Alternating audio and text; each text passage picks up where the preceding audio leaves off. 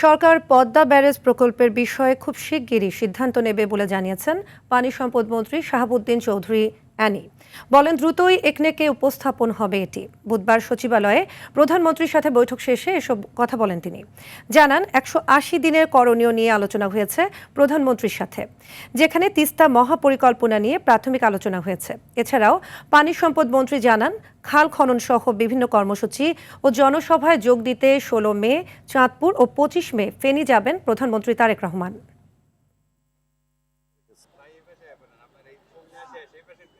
বাংলাদেশের সবচেয়ে একটা গুরুত্বপূর্ণ প্রজেক্ট পদ্মা ব্যারেজ, সেটার স্টাডি রিপোর্ট, কারিগরি দিক সমীক্ষা